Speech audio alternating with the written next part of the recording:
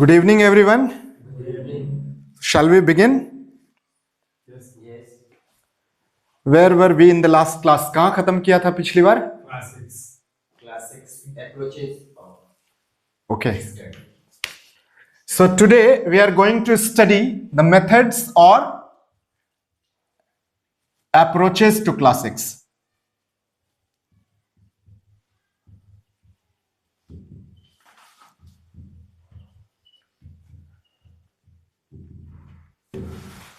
Today we are going to study the methods or approaches to study classics.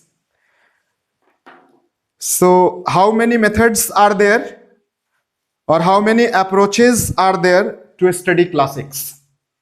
Let's first of all differentiate between methods and approaches. What are methods and what are approaches? Do we use methods in pol science? Yes. No.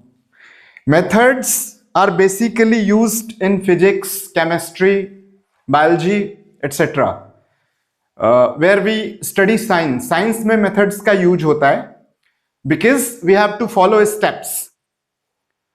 So stepwise we try to verify something through scientific data, but in pol science we do not use methods, rather we use approach. For example, if we have to study a classic, we can start with the preface of the classic, and then having gone through the text we can reach to the conclusion. But somebody can use the other approach to study classics, like somebody would read the conclusion first so that he can understand that what is there in the entire text. So his approach would be to study the classics through conclusion, right? For example, let me give you my own example. When I was in graduation, I have done my graduation through English literature as well. So what I used to do, because of the short of time before the examination, if I was not able to, suppose I was not able to revise the entire book or text.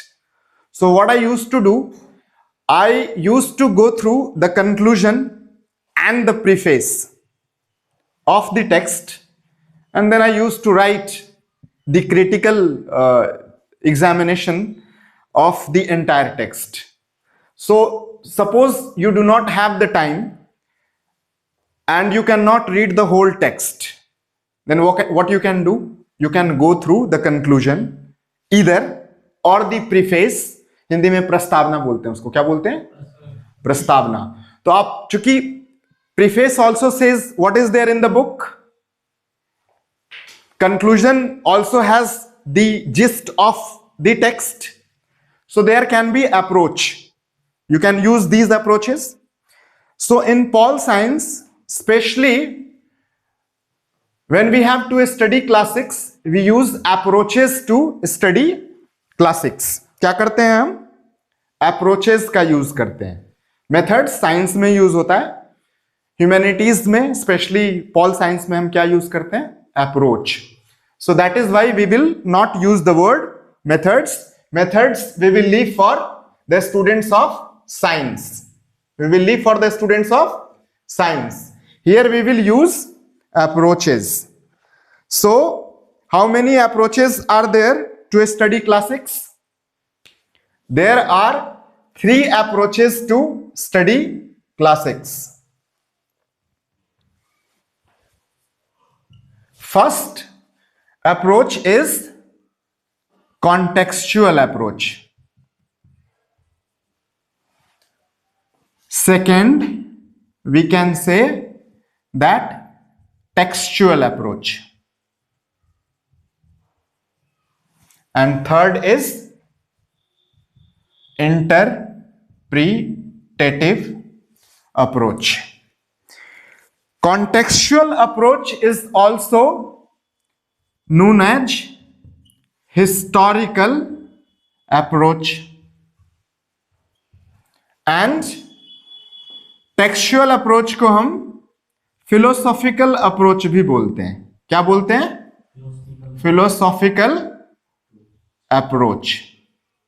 Interpretative is interpretative. Interpretation का मतलब होता है व्याख्या। क्या होता है? व्याख्या। मतलब व्याख्यात्मक अप्रोच भी हो सकता है, in which we can interpret the text. So historical approach के जो एक्सपोनेंट हैं वो कौन है? Sabine. In last class we also discussed it. And textual approach, Leo Strauss.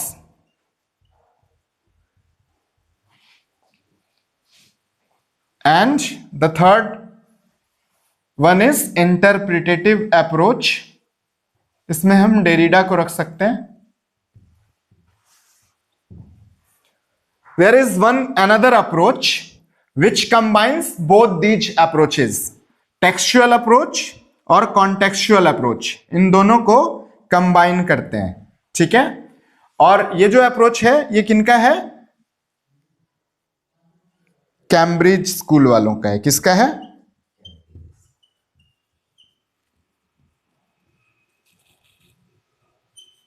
या न्यू हिस्टोरियन अप्रोच भी बोलते हैं इसको।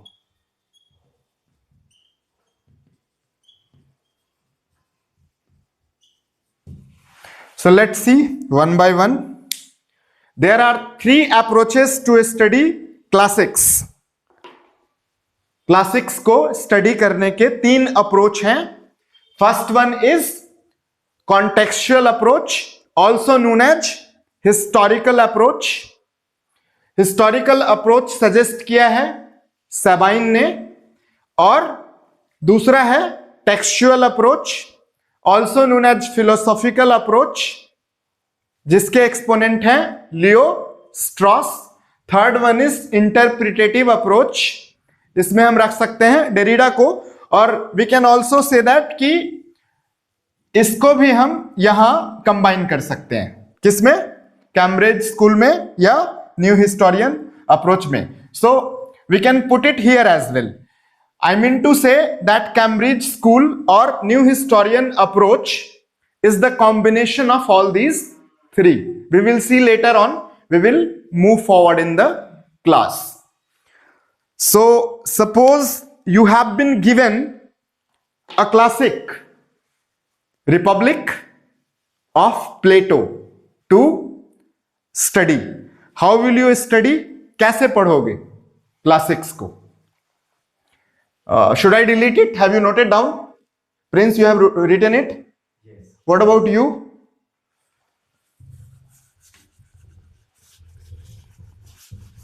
So, suppose you have been given a classic. Classics याद है ना किसको कहते हैं क्लासिक?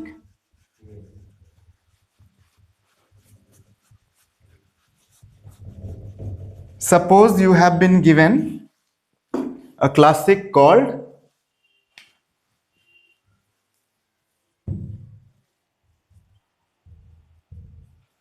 रिपब्लिक। किसने लिखा है रिपब्लिक? प्लेटो ने। अच्छा, तो आपको मानो कि मैंने आपको एक बुक दी पढ़ने के लिए, एक टेक्स्ट दिया, एक क्लासिक दिया रिपब्लिक का। तो सबसे पहले आप क्या करोगे?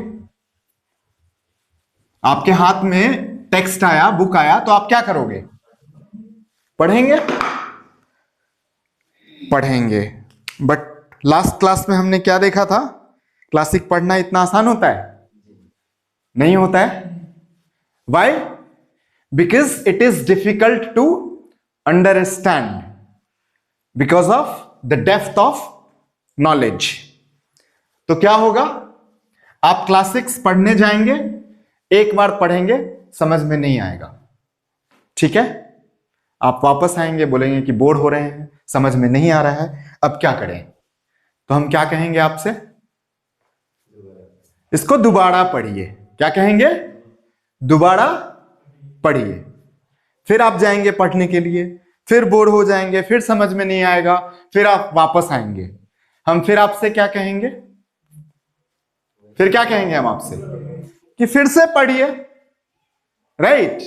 सो अगर हम आपसे कहते हैं कि read it again and again, ये किसने कहा है? नहीं, ये कहा है लियो स्ट्रॉस ने। Because here we are talking about the textual approach. Suppose कीजिए कि ये टेक्स्ट है, ये एक टेक्स्ट बुक है और इसको आपको पढ़ना है। आप पढ़ने जाते हैं but you are not able to understand it, you are not able to infer the silences, the meaning which is written in coded language. पढ़ा था हमने लास्ट क्लास में। तो बार बार पढ़ने के बाद भी आपको एक दो बार पढ़ने के बाद समझ में नहीं आ रहा है, तो हम आपको बार बार क्या कह रहे हैं कि read it again and again. आप जाइए और इस टेक्स्ट को बार बार पढ़िए। जब आप बार बार पढ़ेंगे तो क्या होगा? What will happen when you will read it again and again? The meaning will start appearing on the surface. क्या होगा? टेक्स्ट का जो मीनिंग है वो अपने आप अपीयर होने लगेगा, आपको पता चलने लगेगा, राइट? सो जो टेक्सचुअल अप्रोच के एक्सपोनेंट है कौन? लियो स्ट्रॉस। वो क्या कहते हैं कि मैं आपको टेक्निक देता हूं।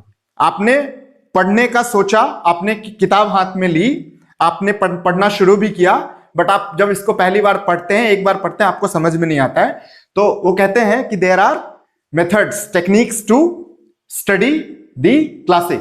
So the first technique is what? You have to read it again and again. When you will read it again and again, then the meaning will start appearing on the surface. क्या होगा? Meaning will start appearing on the surface. ठीक है? यहां तक समझ में आ रहा है? Meaning will start appearing on the surface. लेकिन फिर भी समझ में क्या आएगा? जो लिखा हुआ है वो समझ में हो सकता है आने लग जाएगा, but you have to read between the line to understand what is not written, because classics are truth to power. Truth to power क्या बताया था? किसी को याद है? That classics are about the rulers, about the politicians, and politicians are engaged in corruption. So if an author has to write something about the ruler or the politician, he will not tell directly that you are corrupt or you have done corruption. So he will write the truth about the world of politics in the coded language. So you have to read these silences as well. आपको silences भी पढ़ने हैं. That means you have to read between the line. क्या करना है? Read between the line भी करना है. तो दूसरा टेक्निक क्या है? पहला है read it again and again. दूसरा टेक्निक क्या है? दूसरा क्या है?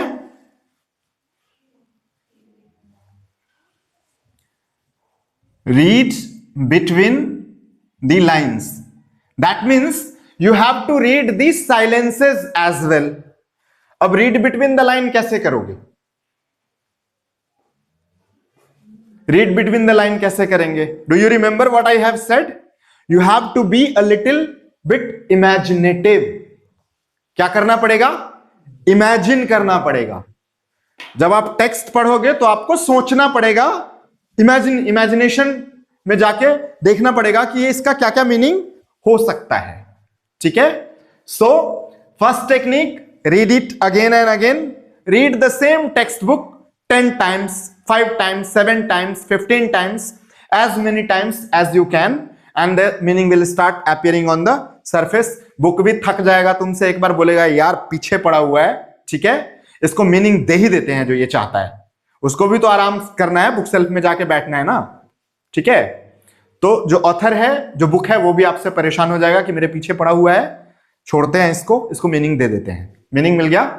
दूसरी चीज मैंने क्या बताई थी कि since you have to read between the line, you have to read the silences as well, you will have to be imaginative. लेकिन इतना करने के बाद भी बहुत सारे स्टूडेंट्स ऐसे होंगे, बहुत सारे लोग ऐसे होंगे जिनको फिर भी समझ में नहीं आएगा, ठीक है। पढ़ लिया अगेन एंड अगेन, इमेजिनेटिव भी हो गए, सोचा भी, फिर भी समझ में नहीं आ रहा, तब क्या कहेंगे लियो स्ट्रॉस कि एक काम करो, इतना करने के बावजूद भी अगर समझ में नहीं आ रहा है तो अब इसी राइटर की, सपोज करो हम अभी किसको पढ़ रहे हैं, प्लेटो को पढ़ रहे हैं, उसका रिपब्लिक पढ़ रहे हैं, तो कहेगा कि एक काम करो, इसी राइटर का कोई घटिया सा जो बुक है, घटिया सा बुक मतलब उसका स्टेटस क्लासिक वाला नहीं है, हर बुक क्लासिक नहीं हो सकती है, हर राइटर क्लासिकल नहीं हो सकता है, ठीक है, हर राइटर का हर बुक क्लासिक नहीं हो सकता है, किसी का कोई एक बुक ही या दो बुक ही क्लासिक्स हो सकता है, हर बुक तो क्लासिक्स नहीं हो सकता है ना। फॉर एग्जाम्पल मैकियावेली ने दो किताबें लिखी हैं, एक प्रिंस लिखा है और दूसरा डिस्कोर्सेस लिखा है, तो प्रिंस उसका क्या है, क्लासिक है, लेकिन डिस्कोर्सेस जो है वो क्लासिक नहीं है। उसी तरीके से मान लो कि इसने एक बुक लिखी है एपोलॉजी, किसने, प्लेटो ने, तो एपोलॉजी तो क्लासिक नहीं है, बट रिपब्लिक क्या है, क्लासिक है। तो लियो स्ट्रॉस कहेंगे कि read some other book of the same author, क्या बोलेगा कि उसी राइटर का एक कोई दूसरा बुक पढ़िए, क्यों, so that you can get into the mind of the author, that how does the author think, उसका थॉट प्रोसेस क्या है, उसके सोचने का, थिंकिंग का तरीका क्या है, ठीक है, उसका थॉट पैटर्न क्या है। तो जब आप उसका थॉट पैटर्न समझेंगे तो आपको बुक अपने आप समझ में आ जाएगी, ठीक है, समझ में आ रहा है। सो हम क्या पढ़ रहे हैं अभी, basically we are trying to understand the political classics, ठीक है, तो फिलॉसफी ही तो समझने की कोशिश कर रहे हैं ना। So this approach, the textual approach, कौन सा अप्रोच है ये, टेक्सचुअल अप्रोच। इसमें हम क्या कर रहे हैं, टेक्सचुअल अप्रोच में हम टेक्स्ट को पढ़ रहे हैं, मतलब टेक्स्ट को पढ़ने के लिए डिफरेंट टेक्निक्स दिए हैं लियो स्ट्रॉस ने, उसका हम यूज कर रहे हैं, ठीक है। Let's visit it again. पहला टेक्निक क्या है, मैं चाहता हूं कि सबको क्लास में ही याद हो जाए, ठीक है, you don't need to revise it again and again at your home. पहला टेक्निक क्या है, we have to read the text again and again so that we are able to get to the meaning of the text, right. We have to read between the lines. For that, we have to be imaginative, ठीक है, and even after reading it again and again and being imaginative, we are not able to understand the text, then we will read some other book of the same author to understand his thought process. Clear है? Since here we are referring to the text itself, यहां पे हम क्या कर रहे हैं, हम text को ही पढ़ रहे हैं, मतलब हम किसी क्लासिक या किसी बुक को पढ़ रहे हैं, इसलिए इस अप्रोच को क्या बोलेंगे, टेक्सचुअल अप्रोच। और चूंकि ये टेक्स्ट क्या है, पॉलिटिकल फिलॉसफी है इसमें, इसलिए हम इसको क्या बोल सकते हैं, हम उस बुक की फिलॉसफी को समझने की कोशिश कर रहे हैं। And understanding philosophy is not easy. Is it easy to understand the philosophy? You need intellectual curiosity to understand philosophy, right? It's not easy to understand philosophy. So that is why we can say that this approach is also known as philosophical approach. यहां तक clear है? ठीक है, आगे देखते हैं। अब दूसरे जो राइटर हैं, जो स्कॉलर हैं, वो कौन है? शिवम आप बताएंगे? नहीं, डेरिडा पे बाद में जाएंगे हम लोग, ठीक है। पहले सेबाइन को देखते हैं।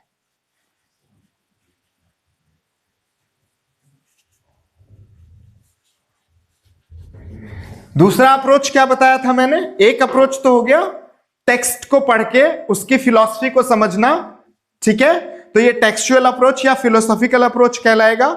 दूसरा अप्रोच क्या है कि हम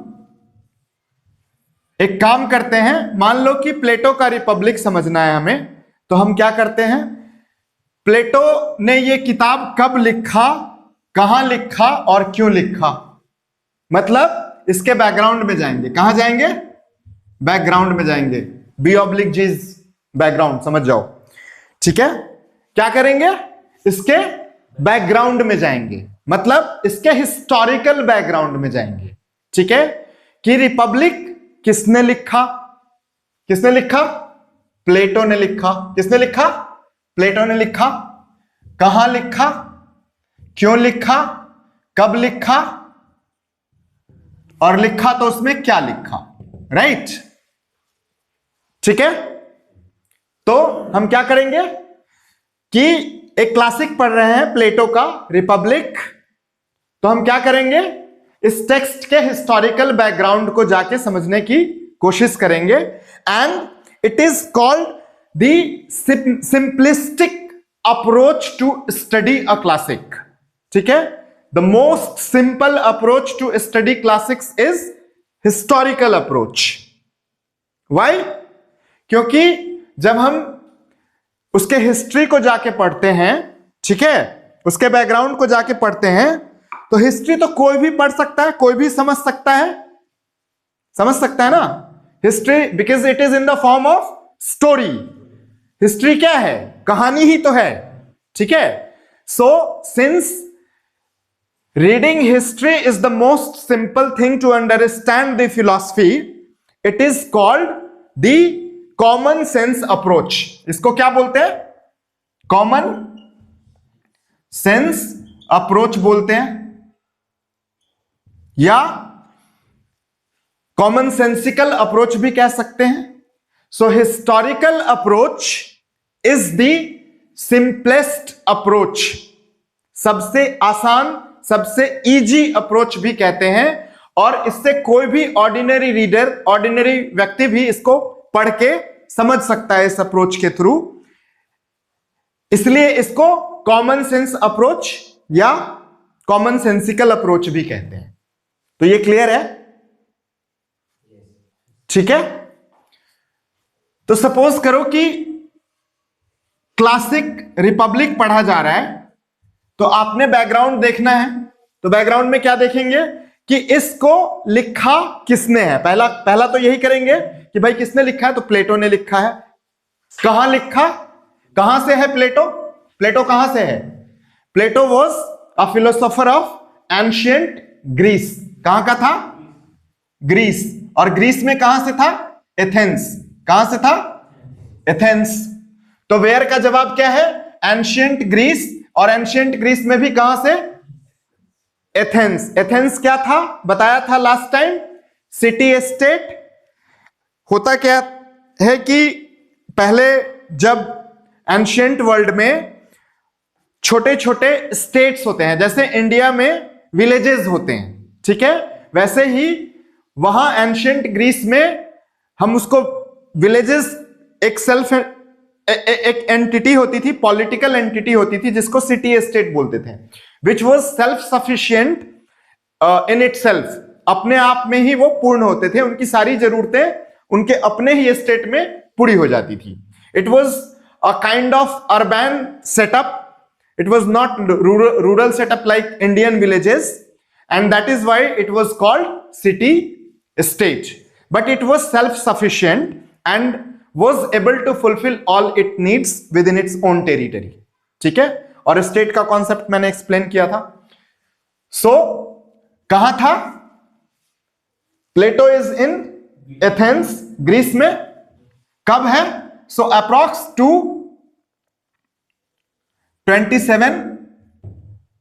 327 BC, आई थिंक, एग्जैक्टली मुझे याद नहीं है, ठीक है। व्हेन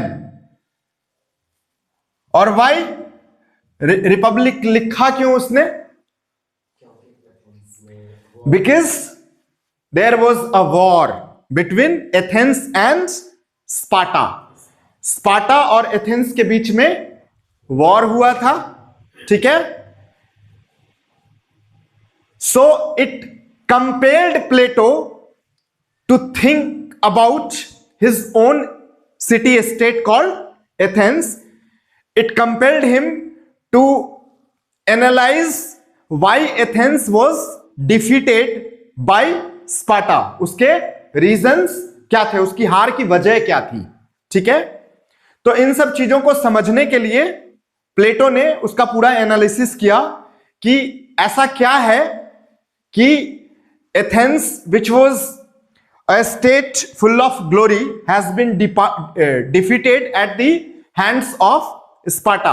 सपोज करो कि a great country like India gets defeated by Pakistan. India और पाकिस्तान क्या है? आर्च राइवल्स हैं, है ना भाई। भारत और पाकिस्तान के बीच में क्या है? दुश्मनी है ना, दोनों आर्च राइवल्स हैं। और एक ज्यादा ताकतवर नेशन एक कम ताकतवर नेशन से हार जाएगा, तो वोंट इट मेक यू और compel you to think behind the reasons of the defeat, right?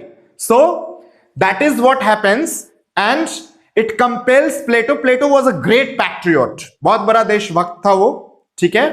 तो उसने उसको मजबूर किया ये सोचने के लिए कि उसके स्टेट का डिफीट क्यों हुआ, स्पार्टा और एथेंस के बीच जो वॉर हुआ उसमें। सो रीजन वॉज वॉर। क्या था रीजन? वॉर रीजन था। तो अब इसको थोड़ा कट शॉर्ट करते हैं। हमारा मकसद उस वॉर को अभी नहीं समझना है, जब हम सिटी स्टेट पढ़ेंगे तब देखेंगे। टू एक्सप्लेन दिस, अभी मैंने कहा कि हम क्लासिक्स पढ़ रहे हैं, क्लासिक्स में रिपब्लिक पढ़ रहे हैं। इसके बैकग्राउंड में जाएंगे, हिस्टोरिकल बैकग्राउंड में, चूंकि we are trying to understand the classic through historical approach या कॉन्टेक्सचुअल अप्रोच। तो इसके कॉन्टेक्स्ट में जाएंगे ना। कॉन्टेक्स्ट का मतलब क्या? कि किस कॉन्टेक्स्ट में किताब लिखी गई है, किस circumstance, situation, what were the circumstances, situation, ठीक है, और टाइम, ठीक है, विच कंपेल्ड द ऑथर और द राइटर और द स्कॉलर और philosopher to write the book, ठीक है। सो ये सर्कमस्टांसेस थे। Ancient Greece, Sparta, Athens gets defeated at the hands of Sparta 327 BC approx, और वॉर हुआ था। उसकी वजह से उसने सोचा कि जो हमारे यहां डेमोक्रेसी है, democracy is the cause of the defeat of Athens. So he was analysing the situation and he rights a book in which he discusses about the idea of the philosopher king, ठीक है, which is the main theme of the book Republic, ठीक है। वो Republic का main theme क्या है? He discusses the idea of the philosopher king, मतलब ruler कैसा होना चाहिए, ठीक है। क्योंकि डेमोक्रेसी को किसका रूल माना जाता है? डेमोक्रेसी में मेजॉरिटी रूल करता है, ठीक है। मूर्ख लोग भी आ सकते हैं, पढ़े लिखे नहीं होते हैं सारे के सारे। अभी भी हमारे यहां डेमोक्रेसी है, लेकिन क्या जितने लीडर्स चुन के जाते हैं वो सबसे स्मार्टेस्ट लोग हैं, सबसे ज्यादा एजुकेटेड या इंटेलेक्चुअल लोग हैं, या मूर्ख लोग हैं? बाहुबल, धनबल के बेसिस पे भी तो पहुंच जाते हैं ना वहां पे, दे रूल अस। सो क्या उनका रूल परफेक्ट रूल होगा? नहीं होगा। But Plato discusses about a kind of political entity in which everything would be perfect. So he talks something called utopia, right? But अभी हम वहां नहीं जाएंगे. We will cut short to the historical approach or the contextual approach. तो contextual approach में क्या important है? Context में जाके देखना कि किस कॉन्टेक्स्ट में, किस सर्कमस्टांस में, किस सिचुएशन में ये किताब लिखी गई थी। और कौन है ये, कौन है, किसने लिखा है ये? सेबाइन। कौन है इसके? Who is the exponent of historical approach और कॉन्टेक्चुअल अप्रोच? सेबाइन। एंड इनके आर्गुमेंट को सपोर्ट करते हैं एक और स्कॉलर जिनका नाम है लास्की। क्या नाम है? लास्की। व्हाट डज लास्की से? That every thinker is the child of his times. Last time explain किया था मैंने इसको। Every thinker is the child of his times. तो कोई भी व्यक्ति जो होता है वो क्या होता है? अपने समय का ही प्रोडक्ट होता है। Suppose we are living in 21st century India and the world.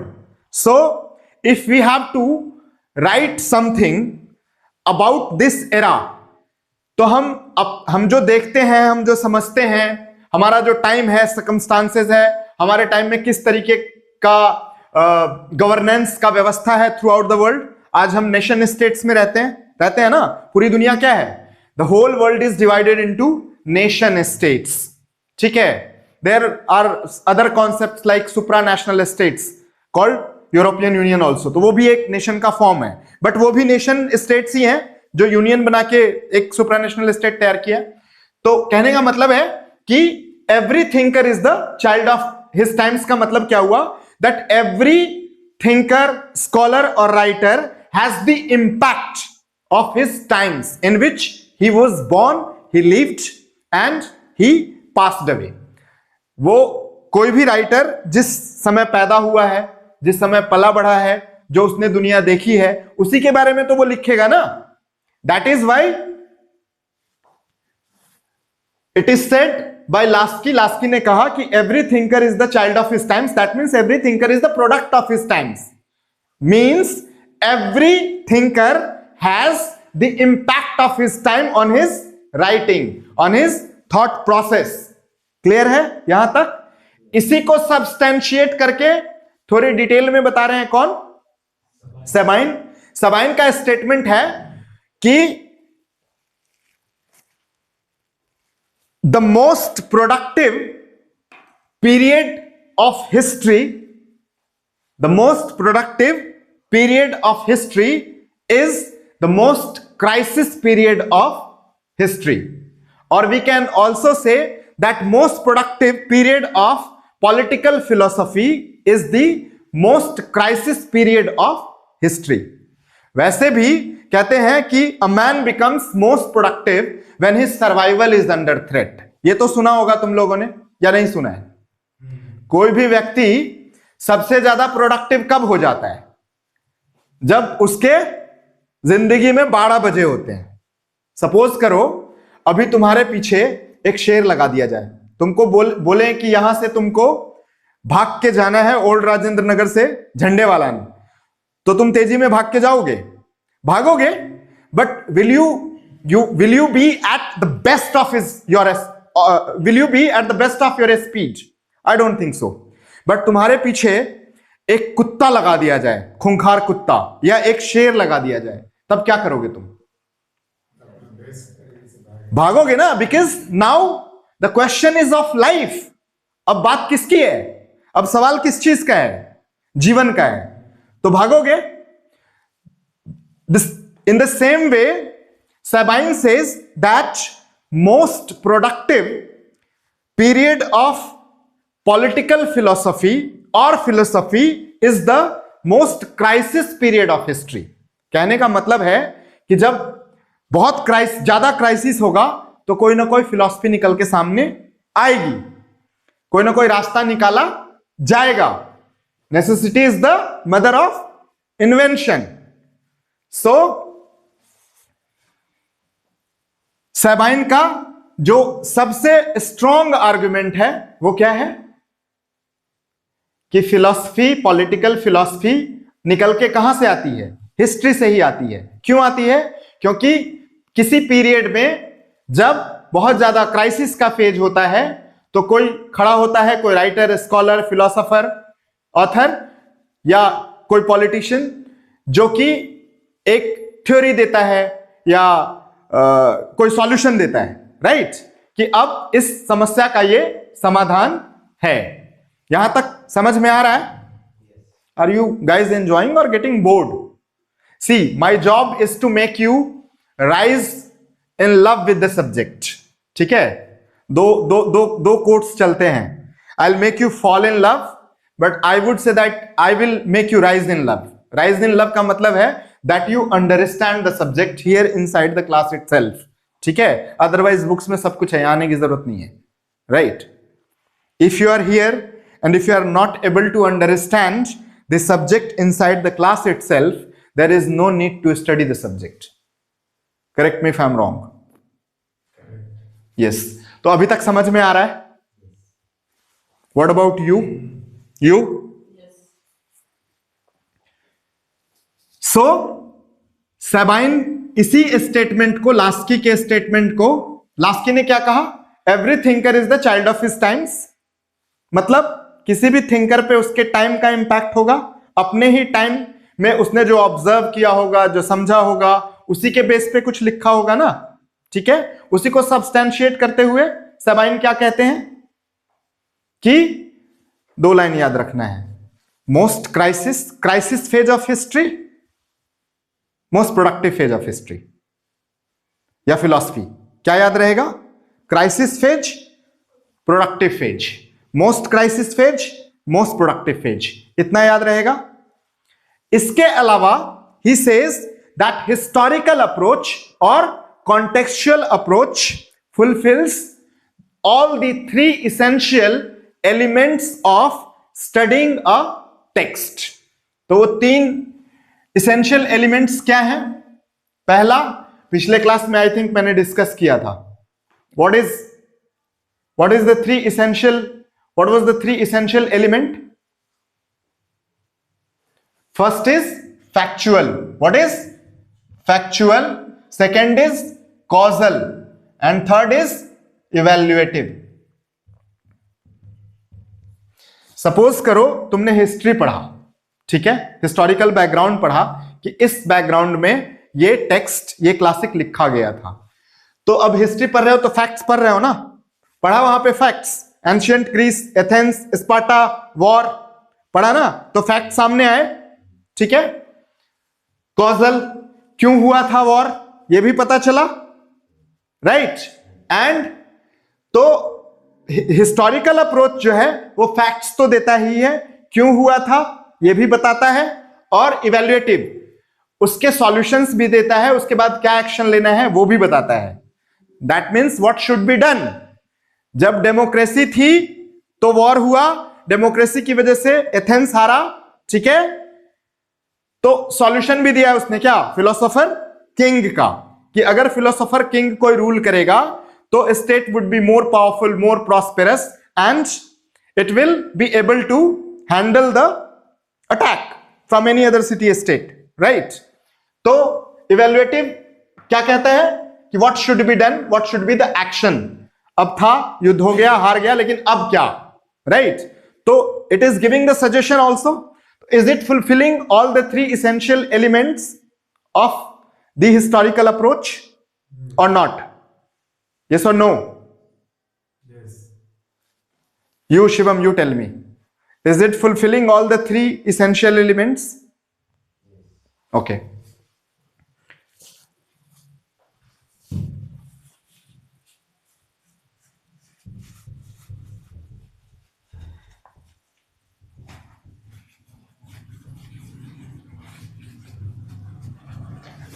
Revision की जरूरत है और शुड आई मूव अहेड?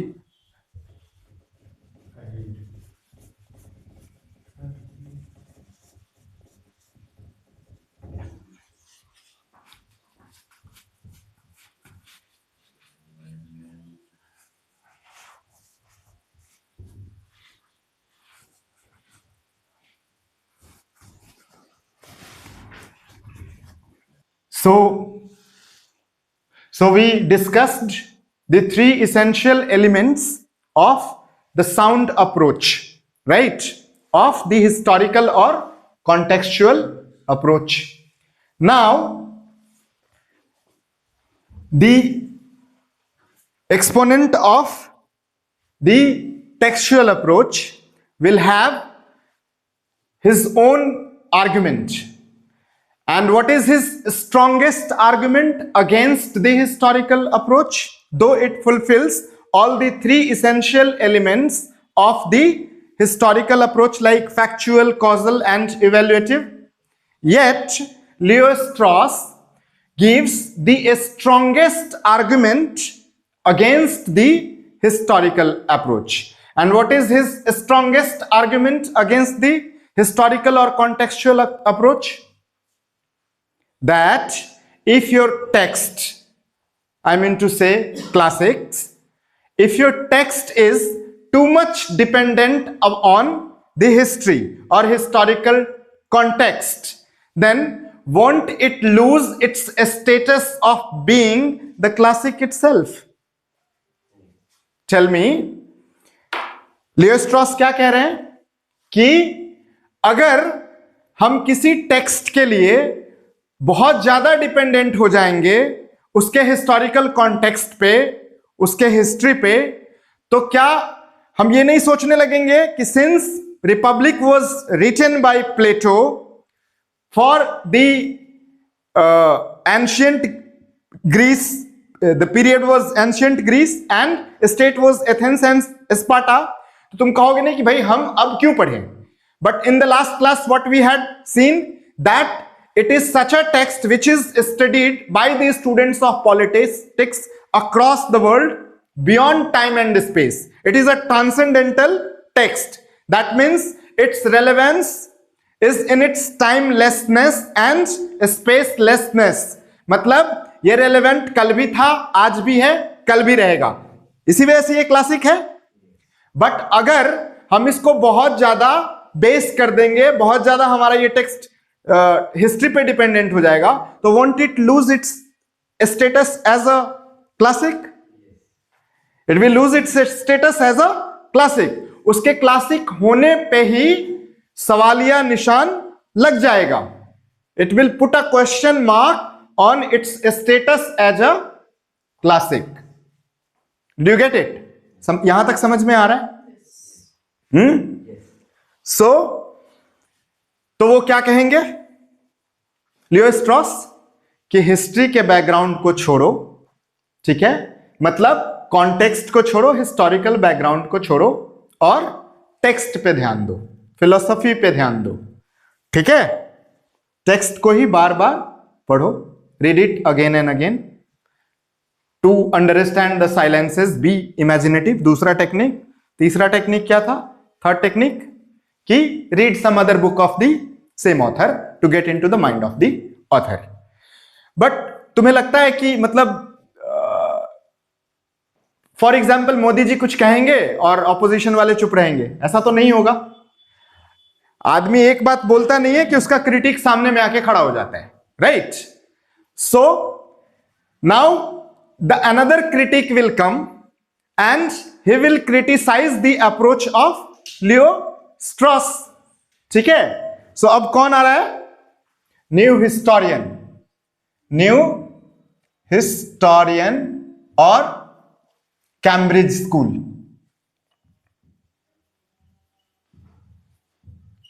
और इसके स्कॉलर कौन है? Quentin Skinner. कौन है इसके स्कॉलर? Quentin Skinner. और वो आके क्या कहेंगे?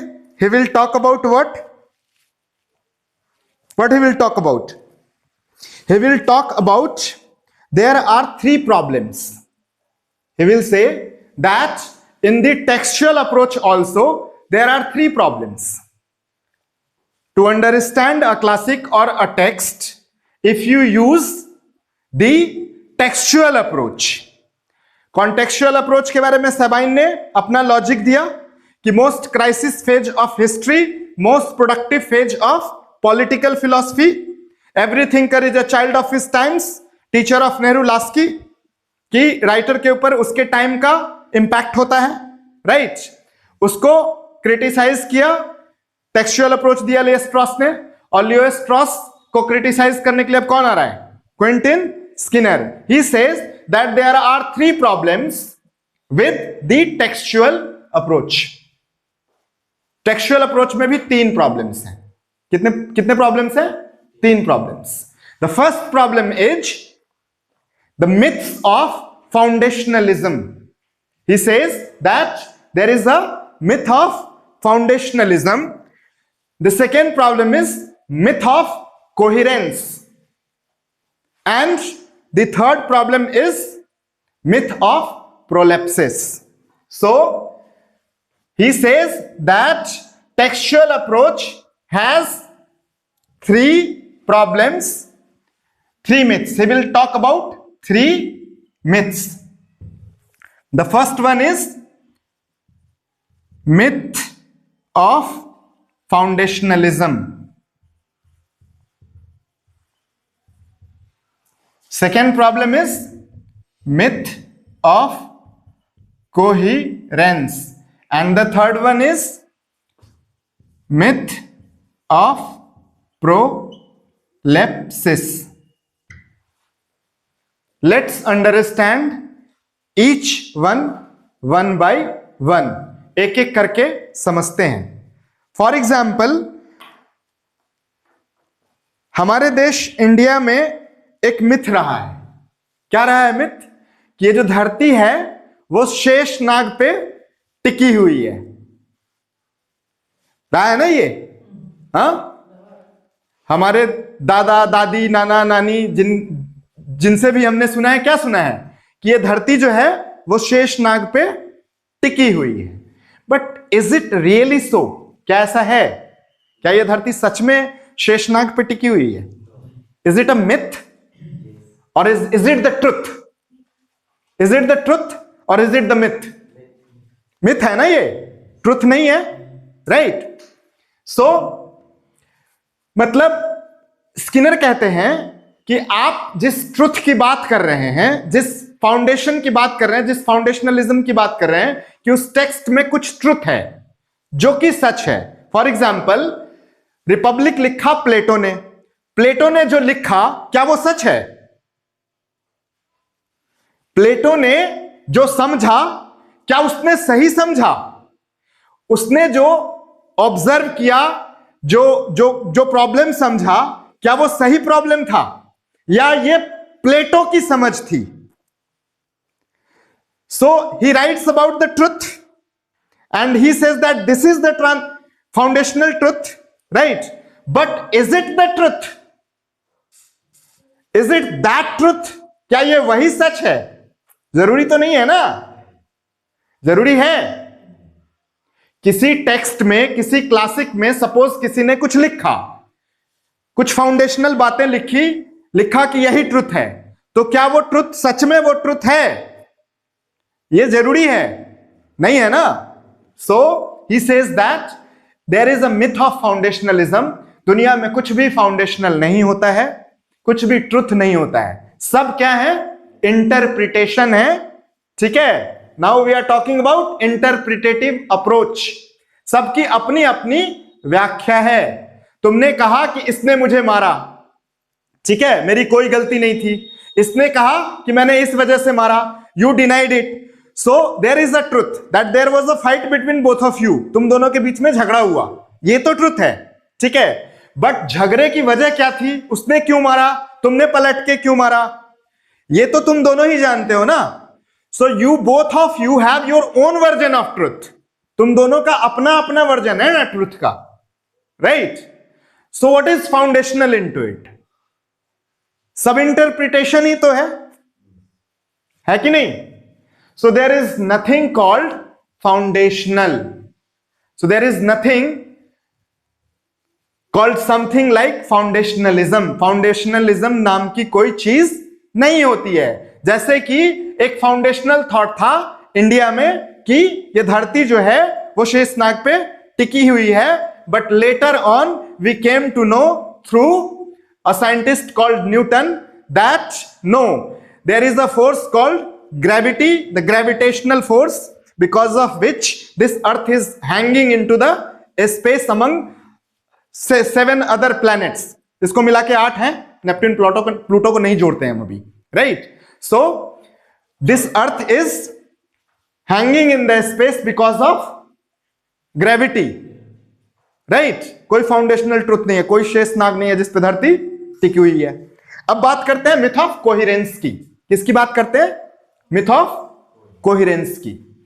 सो सपोज करो कि मैंने एक किताब लिखी, या तुमने एक किताब लिखी, या किसी स्कॉलर ने किताब लिखी, तो उसमें जो थॉट्स उसने एक्सप्रेस किए हैं उस बुक में, उस टेक्स्ट में, फिर उसने दूसरी किताब लिखी है, ठीक है?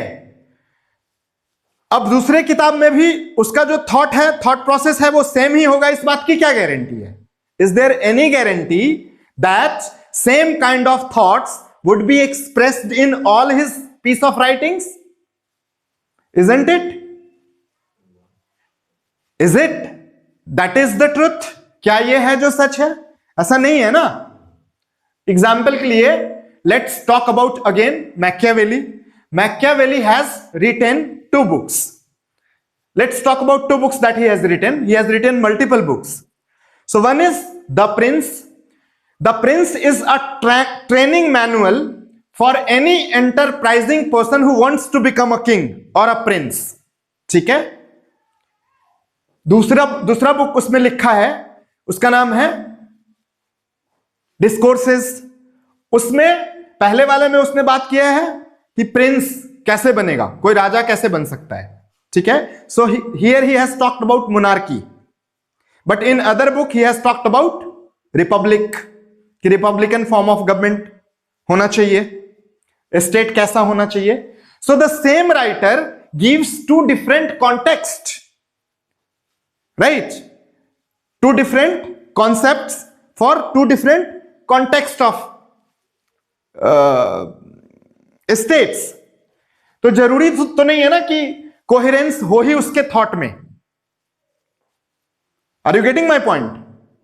जरूरी तो नहीं है कि थॉट्स में हमेशा कोहेशन हो, हर किसी भी आदमी का थॉट्स हमेशा एक जैसा होगा, ये जरूरी तो नहीं है. Is it the interpretative approach? व्याख्या हो रही है, यहां पे इंटरप्रिटेशन हो रहा है. तो पहला मिथ क्या है?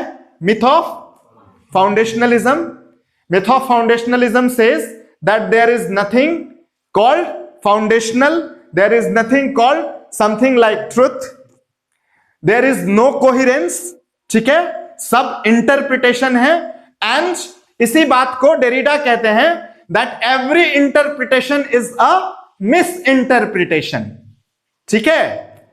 तो मैं यहां अभी पढ़ा रहा हूं तुम लोगों को, मैं कुछ इंटरप्रीट कर रहा हूं, कुछ व्याख्या दे रहा हूं, कुछ समझा रहा हूं. क्या ये इंटरप्रिटेशन है या मिस इंटरप्रिटेशन है? तो ये भी मिस इंटरप्रिटेशन है, ठीक है? इस क्लास का बस इतना मतलब है कि 2-2.5 घंटे के लिए हम लोग साथ में आए हैं. 2-2.5 घंटा हमारा भी अच्छे से बीत जाए, 2-2.5 घंटा तुम्हारा भी अच्छे से बीत जाए, ठीक है? इतनी सी बात है, ठीक है? ना कुछ समझना है ना कुछ समझाना है, ठीक है? पैसा देके आई हो तो जब भी तो यहां बैठी हो ना, जब भी तो क्लास 6 पढ़ रही हो, ठीक है? लेकिन इस पैसे से काम नहीं चलेगा. अगर क्लासिक समझना है तो मुझे समझना होगा, मेरे साथ एस्टैब्लिश करना पड़ेगा. क्या? कनेक्शन. क्या एस्टैब्लिश करना पड़ेगा? कनेक्शन. और कनेक्शन कैसे बनता है? बार बार सुनने से, बात करने से. बार बार सुनने से बनता है कनेक्शन? अच्छा, बार बार सुनने से कनेक्शन बनता है?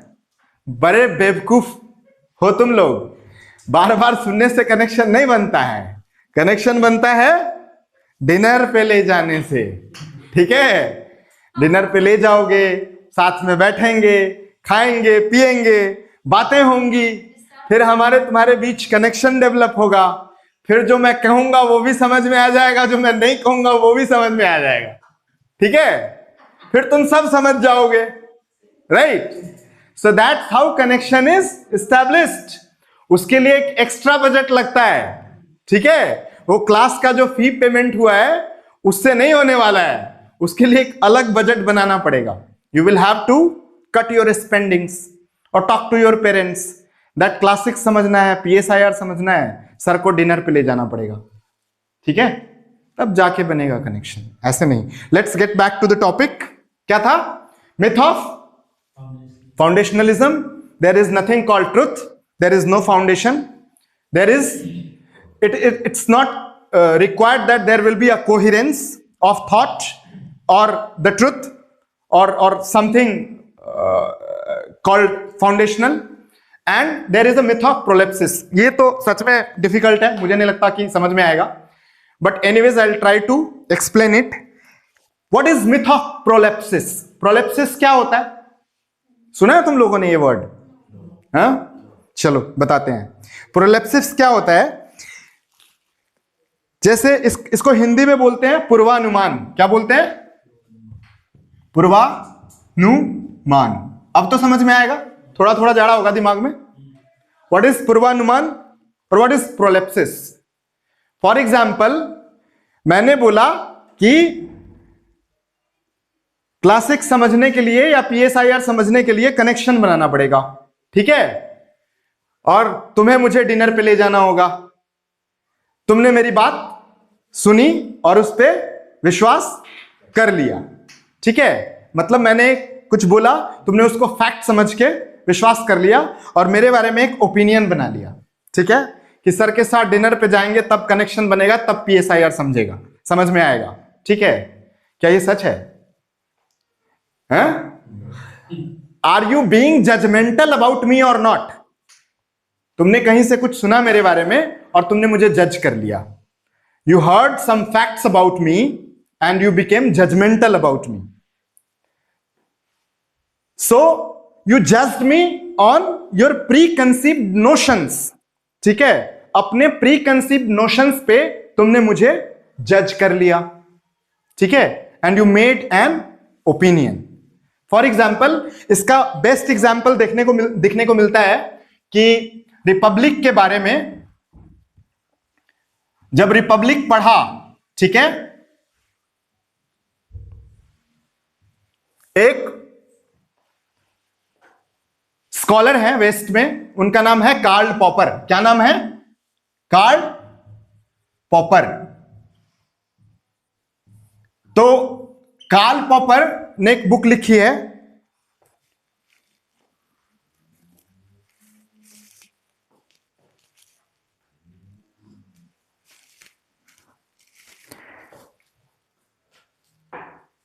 Enemy of Open Societies, right?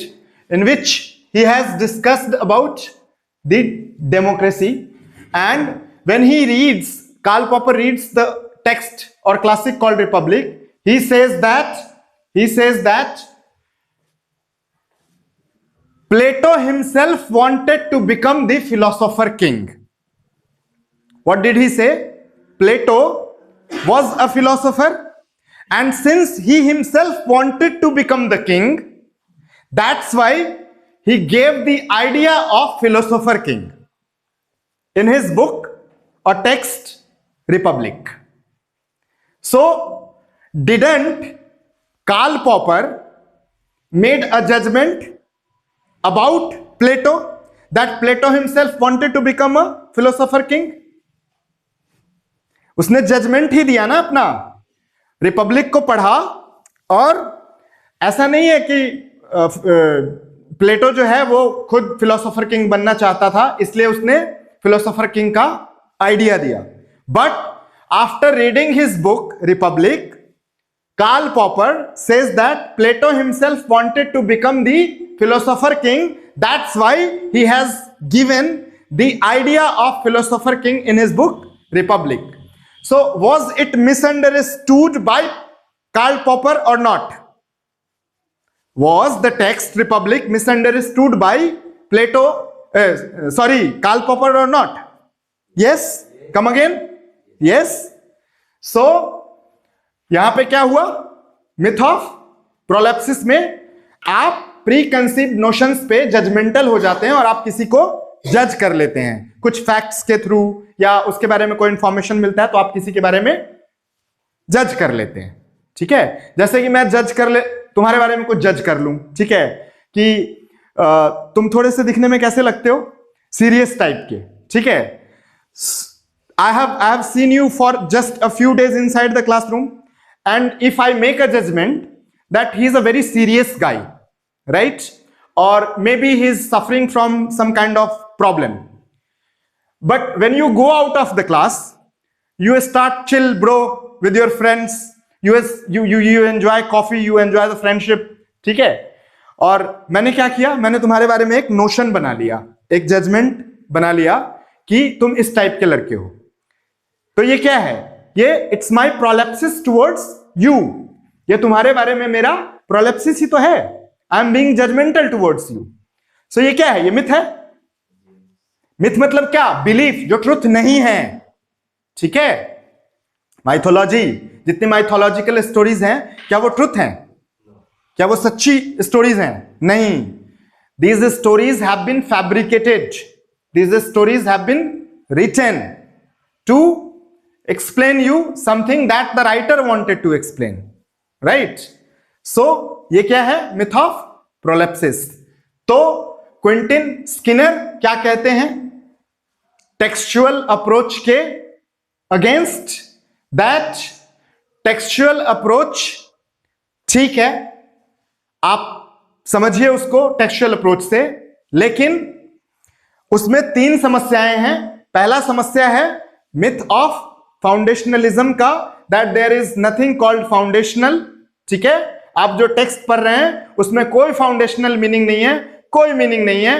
किसी राइटर ने कुछ लिख दिया जो वो लिखना चाहता था, या उसकी जो अंडरस्टैंडिंग थी, उसने जो ऑब्जर्व किया था, या उसके टाइम और सर्कमस्टांसेस का जो उस पर इंपैक्ट था, वो उसने उसमें लिखा है। इसमें कुछ फाउंडेशनल नहीं है। जरूरी नहीं है कि उस राइटर कि उस टेक्स्ट को समझने के लिए हम उसी राइटर के किसी दूसरे टेक्स्ट को पढ़ेंगे तो हमें उस राइटर का वो पहला टेक्स्ट समझ में आ जाएगा। There will be a coherence all the time in all the piece of writings of the same author, it is not required, ठीक है। तो मिथ ऑफ कोहेरेंस ये हो गया। थर्ड है कि nobody can make a judgment about anybody और anything, ठीक है, on his preconceived notion. तो ये हो गया मिथ ऑफ प्रोलेप्सिस, ठीक है। अब और ये कहां से आते हैं, ये है कैम्ब्रिज स्कूल या न्यू हिस्टोरियन अप्रोच भी बोलते हैं। इसी के एक राइटर हैं, स्कॉलर हैं, उनका नाम है डेरिडा। क्या नाम है, Derrida. He talks about the deconstruction, he talks about the deconstruction, that you have to deconstruct the meaning। आपने कुछ पढ़ा तो आपको क्या करना है, कोई टेक्स्ट पढ़ा, कोई क्लासिक पढ़ा, तो आप क्या करेंगे, you have to deconstruct the meaning। मतलब जैसे बिल्डिंग है, तो बिल्डिंग अभी बना हुआ है तो दिखता है कि एक बिल्डिंग बना हुआ है, लेकिन जब इस बिल्डिंग को तोड़ेंगे तो इसमें से क्या निकलेगा, सीमेंट, बालू, sand, right, bricks and other concrete materials. तभी हमें पता चलेगा कि बिल्डिंग कैसे बना हुआ है। So if we read a text we have to break it, we have to deconstruct the meaning. हमें मीनिंग को तोड़ के समझना पड़ेगा कि आखिर राइटर क्या कहना चाहता है। So taking that thing into consideration, he says that a text or a book is not in the control of the writer, ठीक है, it is in the control of the reader। Let's first understand the difference between text और book। book और text के बीच में क्या difference है। book क्या होता है, बुक पे राइटर की अथॉरिटी होती है। राइटर ने जो लिखा है वही उसमें जो मीनिंग है वही मीनिंग है, तो वो क्या है? वो बुक है। A book is a text which has been written by an author, and whatever he wants to explain or whatever he has explained into that book, the meaning, that same meaning is understood by the reader as well. तो वो क्या हो गया? Book. क्या हो गया वो? Book. For example, Indian economy पे आपने कोई किताब मार्केट से ओल्ड राजेंद्र नगर से खरीद के पढ़ ली, तो क्या है वो? इंडियन इकोनॉमी की बुक है। राइटर ने जो लिखा आपने समझा कि इंडियन इकोनॉमी के 3 सेक्टर हैं, प्राइमरी सेक्टर, सेकेंडरी सेक्टर और टर्शियरी सेक्टर ऑफ इकोनॉमी। तो इसमें क्या है? इसमें तो कुछ समझने जैसा है नहीं। फिर उसको एक्सप्लेन कर देगा कि प्राइमरी सेक्टर में एग्रीकल्चर एंड अलाइड सेक्टर आ जाते हैं, सेकेंडरी सेक्टर ऑफ इकोनॉमी में मैन्युफैक्चरिंग आ जाएगा, टर्शियरी में सर्विसेज आ जाएंगे। It's very easy to understand it. इसमें ज्यादा दिमाग लगाना नहीं है, जो टेक्स्ट में लिखा हुआ है आपने समझा, तो ये क्या हो गया? It's a book. Here the authority lies with the writer. ऐसा नहीं है कि ऑथर ने कुछ लिखा, राइटर ने कुछ लिखा, आपने कुछ और समझा। But when we talk about a text called classic and you have to deconstruct the meaning, you have to interpret the meaning, तो बात बदल जाएगी। विद टेक्स्ट क्या होता है? टेक्स्ट में राइटर की अथॉरिटी खत्म हो जाती है। So a book gives authority to the writer, but a text gives primacy to the reader. ठीक है? जो टेक्स्ट होता है उसमें किसकी प्राइमेसी होती है? रीडर की। Why? Because what reader has understood becomes important. What the reader has understood after going through the text, after reading what has been written or what has not been written, that means what is the silences, what are the silences of the text, what meaning you infer becomes important, and then you interpret it in your own language, in your own way, through your own thoughts and feelings, expression, right? So जो text है वो text का meaning क्या होगा? Static होगा book की तरह, या बदल सकता है? बदल सकता है ना। So the meaning of the text can keep changing, and here the primacy is given to the reader, right? ये समझ में आ रहा है यहां तक, या इसमें कोई कंफ्यूजन है? So a text gives primacy to the reader because he will construct or deconstruct the meaning after reading the text. So what will happen with classics? Classics के साथ क्या होगा? Is a classic a book और is a classic a text? Classic क्या है? Text है ना, क्योंकि क्लासिक्स समझना आसान नहीं है। पूरा रिवीजन करवाने की जरूरत नहीं है, मैंने लास्ट क्लास में एक्सप्लेन किया था। If you have not understood you can go and watch the lecture again, right? So Derrida कहते हैं that the book is not, the text is not in the control of the author, but it is in the control of the reader, right?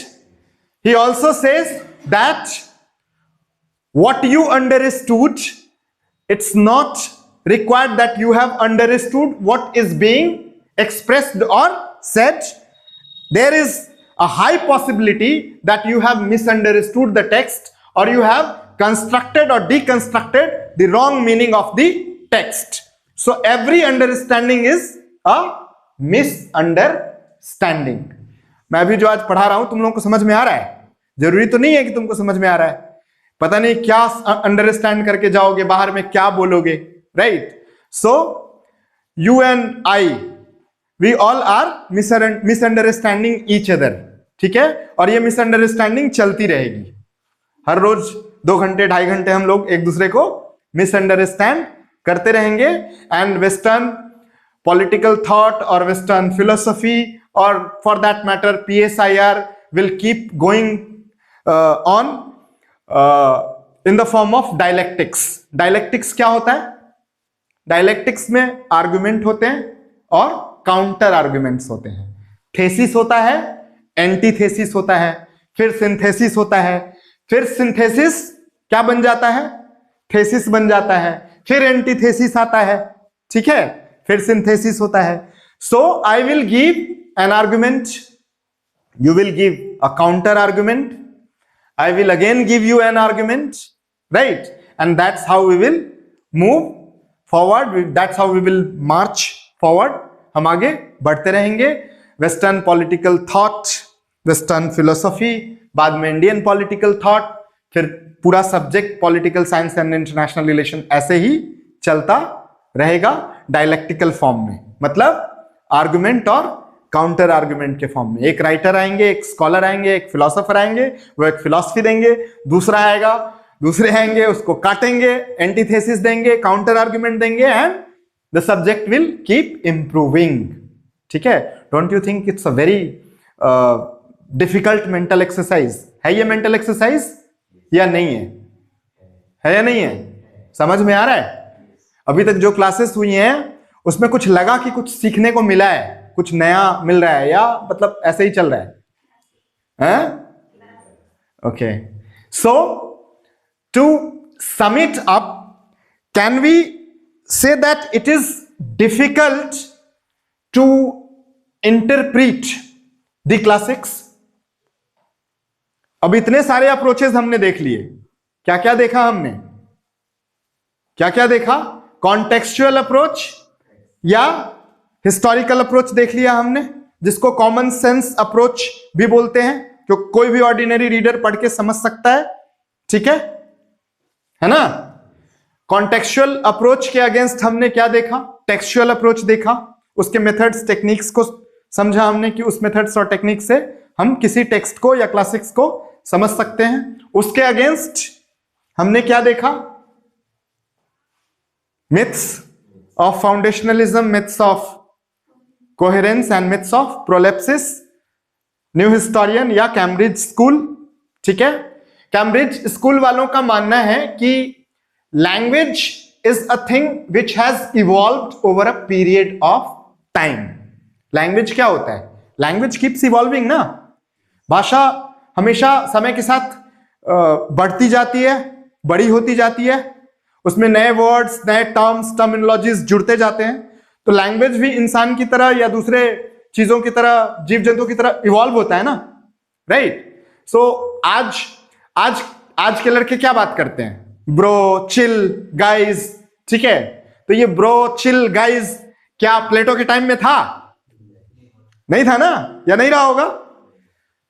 तो उसके समय bro, chill और guys का meaning कुछ और रहा होगा, हमारे समय कुछ और रहा है, कुछ और है.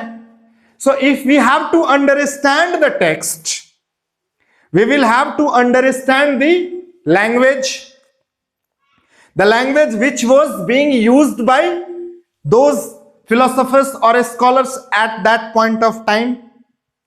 So we have to understand the linguistic history of the language also.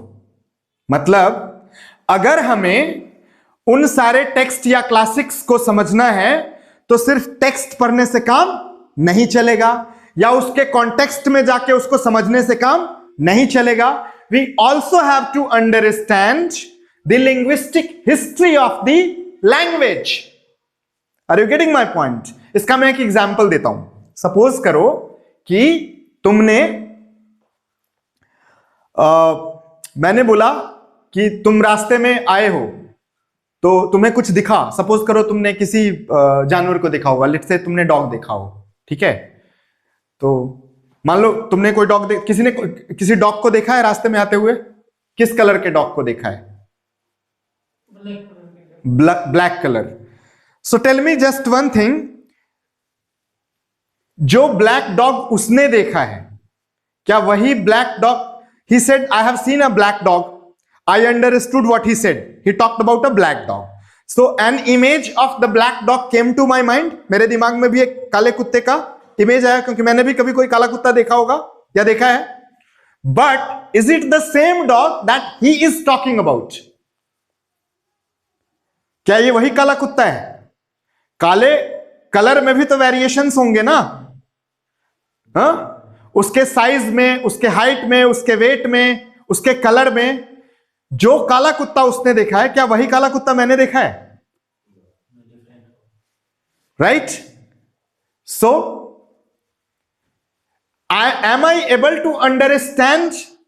Is the human language so developed that we can understand each other?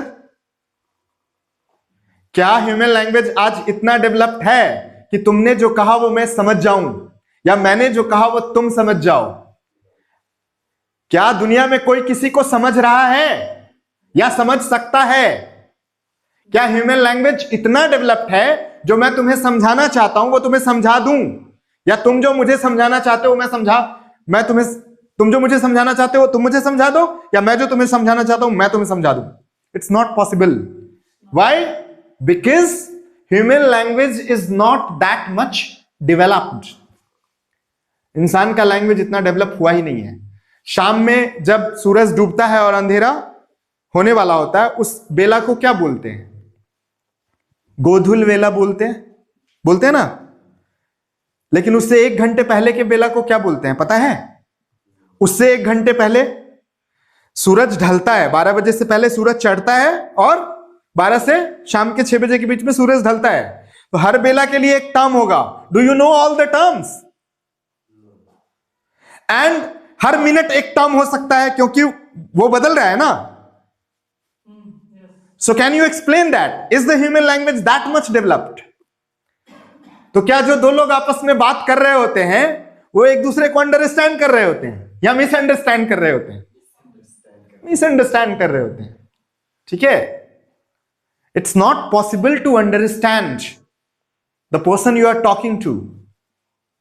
सवाल ही नहीं उठता है, पॉसिबल ही नहीं है.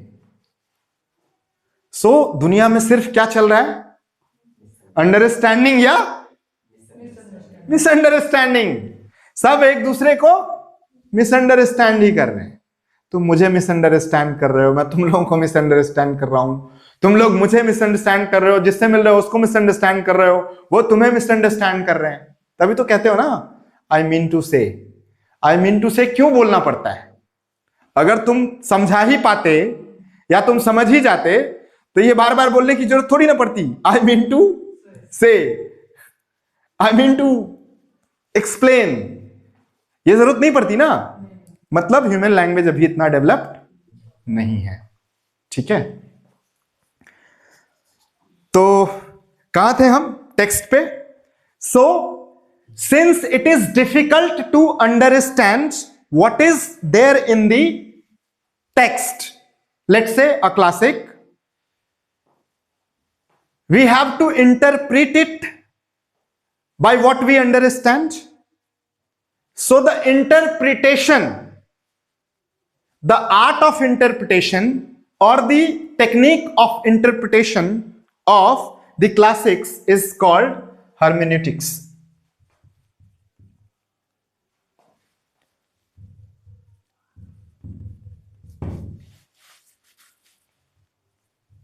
क्या बोलते हैं इसको?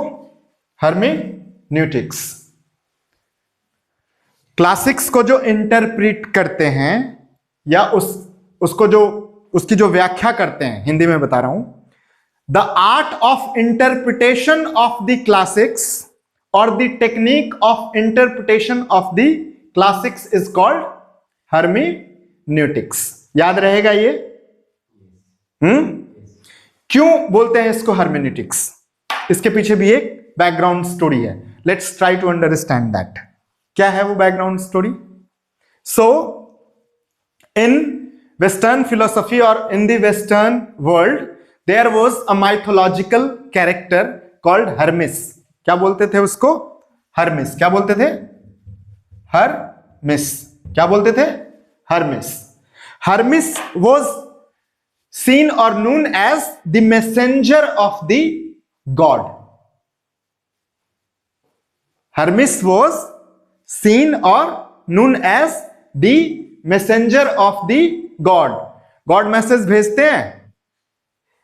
हम जो मैसेज तुम्हारे जान पहचान के जो लोग हैं, दोस्त हैं, वो जो बोलते हैं वो तो समझ में नहीं आता है. तो गॉड जो बोलते हैं, गॉड जो कहते हैं, गॉड जो समझाना चाहते हैं, वो समझ में आएगा? हाँ? अगर वो समझ में आता तो आज जो हालत है इस पृथ्वी की वो होती? हाँ, होती? उत्तराखंड में क्या हुआ था, याद है? क्या हुआ था?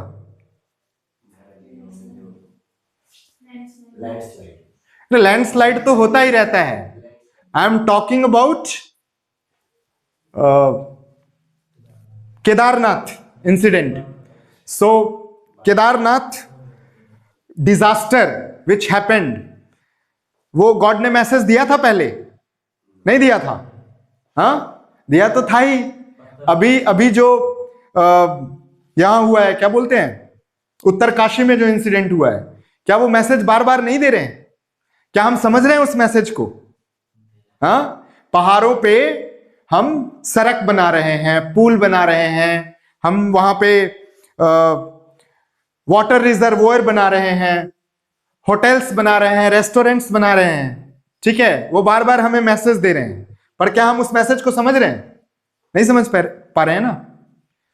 तो उसका दुष्परिणाम तो होगा ना। ऊपर बैठे हुए हैं कैलाश पर्वत पे शिव जी, पार्वती जी, ठीक है? वो हमें मैसेज देते हैं, हम नहीं समझते हैं, फिर वहां बैठ के मजे लेते हैं कि हमने मैसेज तो भेजा था, समझ में नहीं आया, तो अब देखते हैं क्या होता है। खेल देख रहे हैं ना बैठ के।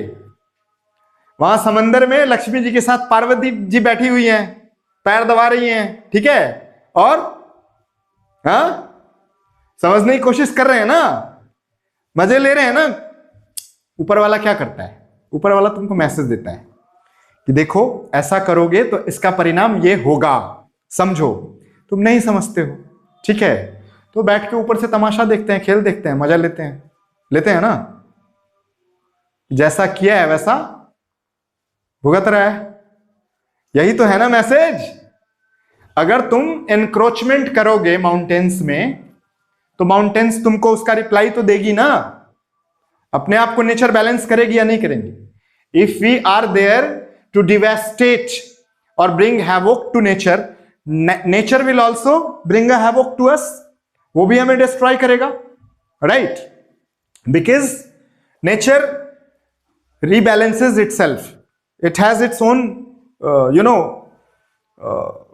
law of equilibrium. अपने आप को कैसे इक्विलिब्रियम में लाना है, बैलेंस करना है, नेचर को पता है। तो वैसे ही जो वेस्टर्न फिलॉसफी में, वेस्टर्न वर्ल्ड में एक माइथोलॉजिकल कैरेक्टर है जिसका नाम हर्मिस है, जो मैसेंजर ऑफ गॉड है। वो गॉड का मैसेज लोगों तक पहुंचाता है, ठीक है? और वो मैसेज क्या है? वो डिफिकल्ट मैसेज है, कोडेड मैसेज है।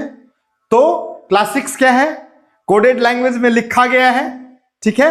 It's difficult to understand because it has depth of knowledge. We have to understand the silences and what is not written, reading between the lines. तो उसको समझ करके उसको इंटरप्रीट करने के लिए जो टेक्निक लगता है, ठीक है, इसी वजह से इसको क्या बोलते हैं?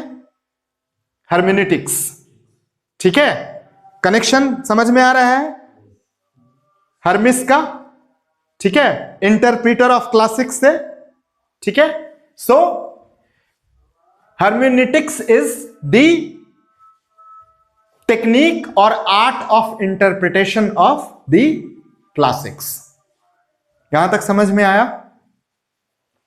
ओवर बर्डन तो नहीं हो रहे हो ना? समझ में आ रहा है अभी तक? ओके, सो हमने अभी तक क्या क्या किया? Let's have a quick recap.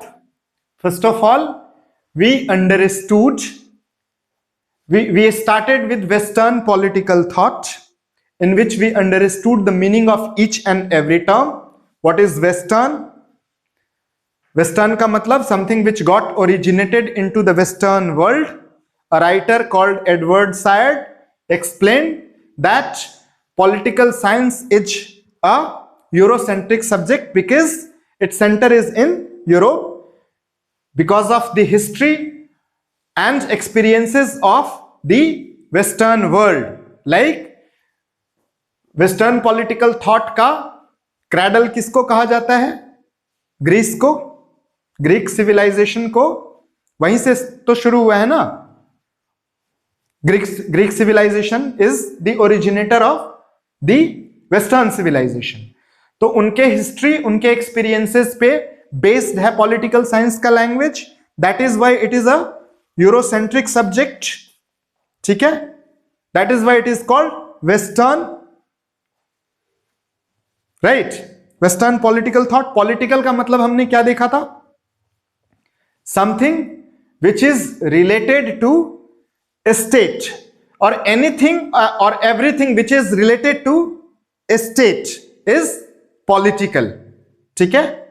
The word political comes from the Greek word polis which means city, state और state, and anything and everything pertaining to state is political. मतलब गवर्नमेंट से, गवर्नेंस से, पावर से, politics से related जो भी होगा वो हम कहां पढ़ते हैं? पॉलिटिकल साइंस में पढ़ते हैं, ठीक है। और पॉलिटिकल साइंस में किसके बारे में पढ़ते हैं? स्टेट के बारे में पढ़ते हैं। There is a scholar Garner, he said that political science is the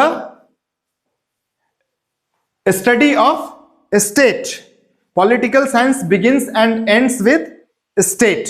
याद आ रहा है या भूल गए? याद आ रहा है ना, ठीक है। एंड थॉट क्या होता है? Thoughts are basically the ideas, the concepts given by the scholars, ठीक है। थॉट्स आर द आइडियाज और the concepts given by the writers, scholars, philosophers. तो वेस्टर्न पॉलिटिकल थॉट क्या होगा? Political ideas, political concepts given by the scholars or philosophers of Western political philosophy, and Western political thought forms the or makes the foundation of the subject called political science। और उसका foundation क्या है? उसका language, जिसमें हम पढ़ते हैं terms and terminologies. फिर हमने meaning, we tried to understand the meaning and concepts like theory, ठीक है। तो थ्योरी क्या होता है? सेट ऑफ अजम्पशन होता है, बताया था मैंने। फिर मैंने क्या बताया था? Theory, thought, ideology. तो थ्योरी का यूज क्यों करते हैं? To explain something. Like in political science theory is used to explain the political phenomena, ठीक है। और आइडियोलॉजी क्या होता है? Ideology is used as a tool, right. Philosophy और आइडियोलॉजी का मीनिंग देखा था हमने। फिलो मीन्स लव, सोफिया मतलब knowledge. So what is philosophy? Love for knowledge is philosophy. Here we try to find the deeper knowledge. Philosophy में क्या होता है? डीपर नॉलेज होता है। What is philosophy? Philosophy is deep knowledge और deeper knowledge, which means in philosophy we try to understand और explain the ideas, right? और इसके लिए क्या चाहिए होता है? इंटेलेक्चुअल क्यूरियोसिटी चाहिए होती है, राइट। बिना इंटेलेक्चुअल क्यूरियोसिटी के तुम पॉलिटिकल आइडियाज, पॉलिटिकल फिलॉसफी को पढ़ोगे या किसी नॉलेज के बारे में जब तक क्यूरियोसिटी नहीं होगी उसको जानने की कोशिश नहीं करोगे। So what is the most important thing required to understand political theory और पॉलिटिकल फिलॉसफी और knowledge for that matter? It is intellectual curiosity. अब हमने समझा था meaning of thought, meaning of theory, meaning of ideology, meaning of philosophy. उसके बाद हमने क्या किया? We went to understand what is classics. Classics are text, reference books which are of transcendental significance. मतलब जनरेशंस के लिए होते हैं वो, ठीक है। हर जनरेशन के लिए रेलेवेंट होता है, सिग्निफिकेंट होता है, इंपॉर्टेंट होता है बिकॉज ऑफ इट्स टाइमलेसनेस, ठीक है। बताया था ना कि ट्रांसेंडेंटल होता है, मतलब it has its importance beyond time and space. वो कल भी रेलेवेंट था, आज भी रेलेवेंट है, कल भी रेलेवेंट होगा। इंडिया में गीता कल भी रेलेवेंट था, आज भी रेलेवेंट है, कल भी रेलेवेंट होगा, ठीक है। तो एक क्लासिक्स को कैसे डिफाइन करते हैं? Because of its timelessness, spacelessness. ये वहां के लिए भी रेलेवेंट था, ये यहां के लिए भी रेलेवेंट है। फॉर एग्जाम्पल, अगर मैं अर्थशास्त्र की बात करूं, Arthashastra is a book written by Kautilya, Vishnugupta भी बोलते हैं या चाणक्य बोलते हैं। तो चाणक्य ने एक कॉन्सेप्ट दिया है that neighbours are natural enemies. Neighbours जो होते हैं, जो तुम्हारे पड़ोसी हैं, वो नेचुरली तुम्हारे दुश्मन होते हैं, ठीक है। तो neighbours are natural enemies, they are destined to go for war. उनके बीच युद्ध तो होगा ही, हम चाहे कितना भी कुछ कर लें, ठीक है, लेकिन क्या पाकिस्तान समझेगा इस बात को? हम दोस्ती का चाहे जितना हाथ बढ़ा ले, जितने अमन की आशा जगा ले, but do you think that the war between India and Pakistan will come to an end? Never. Why? Because India and Pakistan both are neighbors and neighbors are natural enemy. That is a theory. तो युद्ध तो होगा, ठीक है। 1948, 1965, 1999 हुआ ना, चलते आ रहा है ना। अभी डोकलाम हुआ, पहलगांव हुआ, इससे पहले उड़ी हुआ था, फिर सर्जिकल स्ट्राइक भी हुआ है ना। तो do you think it's going to come to an end? होने वाला है ये खत्म? नहीं होगा। क्यों नहीं होगा? क्योंकि इट्स अ थ्योरी, चाणक्य ने दिया है। Neighbours are natural enemy, they are destined to go for war, ठीक है। उठा के देखो, 1954, 1962, 1979, 1993, we do something called friendship. हम हिंदी चीनी भाई भाई करते हैं, वो हमारे साथ क्या करते हैं? युद्ध करते हैं ना। We go for friendship, they go for something nonsense. We go for friendship, they go for encroachment. We do something substantive, they go for a war. क्यों? Because India and China both are natural neighbours, they are destined to go for war. युद्ध तो होगा ही होगा, ठीक है। क्यों हुआ था 1962 का वॉर? हाँ, क्यों हुआ था? दलाई लामा की वजह से। क्या बात है, दलाई लामा की वजह से। अच्छा, तो दलाई लामा की वजह से तो पीस एंड ट्रैंक्विलिटी एग्रीमेंट भी हुआ था। दलाई लामा तो इंडिया में है, लेकिन इंडिया और चाइना का जो ट्रेड है, वो लार्जेस्ट ट्रेड पार्टनर है वो हमारा, ठीक है। दलाई लामा के रहते हुए ये सब चल रहा है।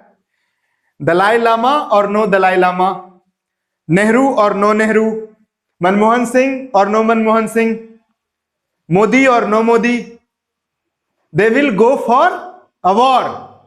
Why? Because they are natural enemies, they are destined to go for war. China has a history of going for war. It's an expansionist country. China believes in the policy of coercion. It's a violent country. ठीक है, it's a power mongering nation. चाहिए ना भाई इसको, तभी तो पूरी दुनिया में अपना ट्रेड और मैन्युफैक्चरिंग का हब बना हुआ है ना। पूरी दुनिया का मैन्युफैक्चरिंग हब कहां है? चाइना में है। सिल्क रूट और ये सब क्या है? पूरी दुनिया पे कब्जा ही तो करना चाहता ना। They are you no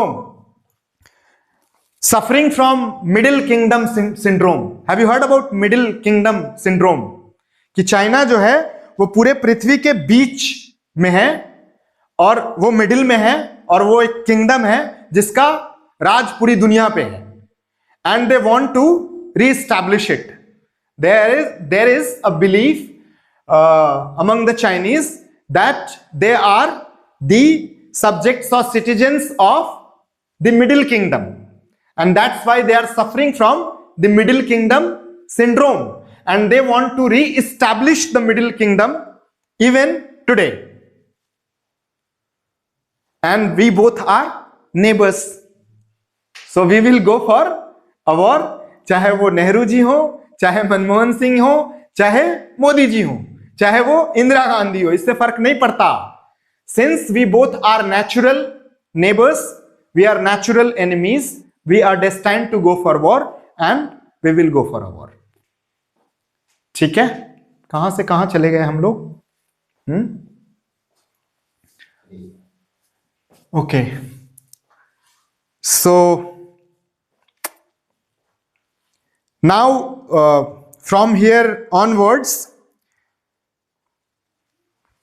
in the next class I'll talk about some other terms and terminologies, and then we will move towards understanding our first philosopher of the syllabus, which is Plato. ठीक है, प्लेटो. तो प्लेटो को हम समझेंगे, we will understand Plato और we will misunderstand Plato. We will misunderstand Plato. ठीक है, क्योंकि understanding is not possible. Plato को अरबी में या उर्दू में क्या बोलते हैं? अफलातून. क्या बोलते हैं? अफलातून. और फिलोसॉफी को क्या बोलते हैं? फलसफा. खान साहब आपको पता होना चाहिए, क्या बोलते हैं? फलसफा.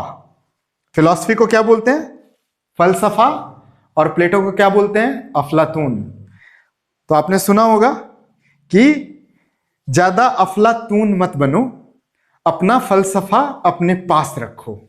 मतलब प्लेटो मत बनो, अपनी फिलॉसफी अपने पास रखो. ठीक है. तो in the next class we will try to understand Plato, his concepts about the state और his idea of philosopher king. He has also given the theory of idea, that is idea of idea. We will see in the next class. Plato is regarded as the father of political philosophy. I think I had mentioned it in one of the previous class. Plato is regarded as the father of political philosophy, and Socrates is regarded as the father of philosophy. And it is said that the entire Western political thought is nothing but footnotes to Plato and Aristotle. ठीक है. And Aristotle is regarded as the father of political science. तो ये तीन चीज याद रहेगा. क्या? Socrates, father of philosophy. Plato, father of political philosophy. Aristotle, father of political science. ये याद रहेगा. Socrates is also known as the martyr, first martyr of philosophy. Socrates, ये याद रहेगा. It's a very it's a statement of weightage. ठीक है. ये हम एक्सप्लेन करेंगे नेक्स्ट क्लास में, आपको समझ में आएगा कि क्यों कहते हैं उसको first martyr of philosophy. Because उसने अपनी शहीदी दी थी फिलोसफी, अपनी फिलोसफी के लिए. ठीक है, कि मैं स्टेट के सैंक्टिटी के लिए अपनी जान दे रहा हूं. दो he could have saved his life had he wanted. अगर वो चाहते तो अपनी जिंदगी बचा सकते थे. एथेंस में एक प्रथा थी कि अगर आप वहां से निकलना चाहते हैं तो आपको जाने दिया जाएगा. ठीक है, और आपकी जान बच जाती. But he gave his life for philosophy and his own philosophy, and that's why he is considered as the first martyr of philosophy. तो हम ये भी देखेंगे. ठीक है. और नेक्स्ट क्लास में we will try to understand Plato और we will try to misunderstand Plato. ठीक है. तो हम लोग 2 घंटे के लिए बैठेंगे क्लास में और मिसअंडरस्टैंड करेंगे एक दूसरे को. Let's call it a day. That's all for today. See you in the next class. Thank you. Thank you, sir. Thank you.